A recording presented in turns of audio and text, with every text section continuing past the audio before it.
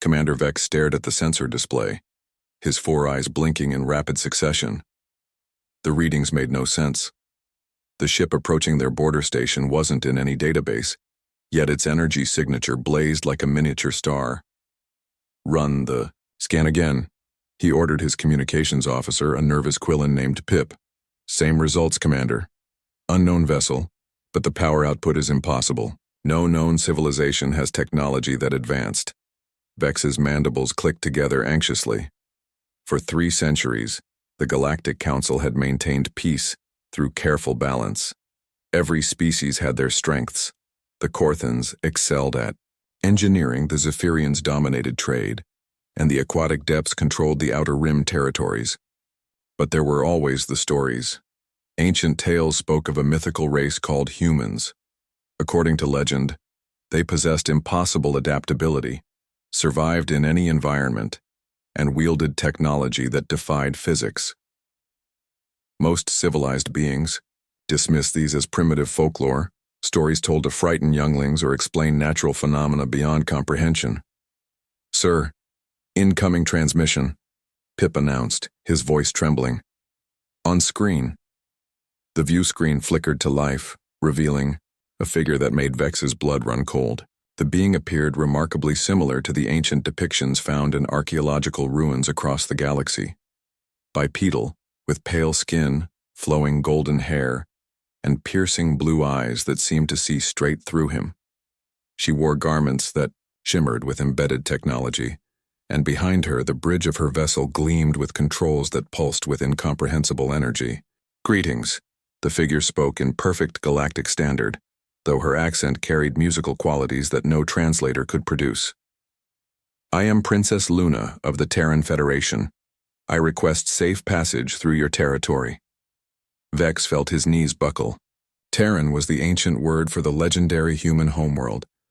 But humans were myths, stories, impossible beings that existed only in children's tales and archaeological mysteries.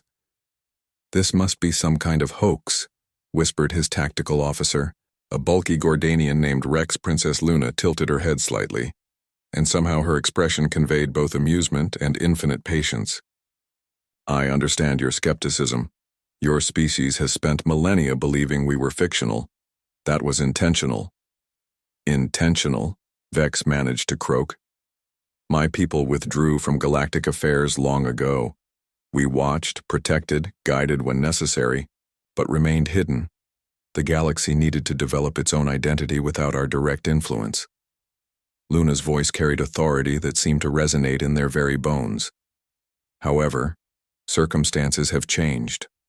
On the tactical display, new contacts began appearing throughout the sector. Ships emerged from what appeared to be empty space, their stealth technology so advanced that even detecting them now seemed like a gift rather than an achievement. Each vessel bore the same impossible energy signature as the Princess's flagship. "By the void," Rex breathed. "There are hundreds of them." Princess Luna nodded gracefully. "The Terran Federation has been monitoring a threat approaching from beyond the galactic rim. An ancient enemy we fought eons ago has returned, and this time, we cannot face them alone." Vex's training kicked in despite his shock. "What kind of threat requires human intervention?" "The Devourers," Luna replied, and her expression grew cold. "A parasitic machine intelligence that consumes entire civilizations, converting matter and energy to expand their collective. They adapt to any defense, learn from every encounter, and leave nothing but empty space in their wake." The bridge fell silent except for the humming of instruments. Every species had legends about the great darkness between galaxies, but they were considered ancient superstition. "You're telling us that the void legends are real?" Pip asked weakly. "Unfortunately, yes. The Devourers move in cycles, allowing galaxies to develop before harvesting them. This galaxy's time has come." Luna's image seemed to radiate calm confidence, despite the terrifying news. "However, they did not expect humans to still exist. We have spent millennia preparing for their return." Vex watched as tactical readouts updated across his screens. The human ships weren't just advanced, They operated on principles that rewrote everything the galaxy thought it knew about physics. Their hulls bent space around them. Their weapons converted matter into pure energy, and their shields existed in dimensions his instruments couldn't even measure. "What do you need from us?" he asked, surprising himself with his own words. Princess Luna smiled, and for a moment she looked almost vulnerable. Belief, trust, the willingness to fight alongside beings you thought were myths. "The Devourers are coming, and when they arrive, every ship, every world, every life will matter." "The Council will never believe this," Rex muttered. "They will." "When the Outer Rim stations go dark," Luna replied matter-of-factly, "which should happen in approximately 72 hours. As if summoned by her words, emergency beacons began flashing across the communications array. Reports flooded in from the frontier. Entire star systems had simply vanished, leaving behind empty space and silence. "It's beginning," Luna said quietly. "Commander, I need you to transmit a message to the Galactic Council. Tell them the stories were true, the humans have returned, and their survival depends on alliance with beings they never believed existed." Vex nodded slowly, his worldview crumbling and rebuilding itself around this impossible reality. "And if they refuse?"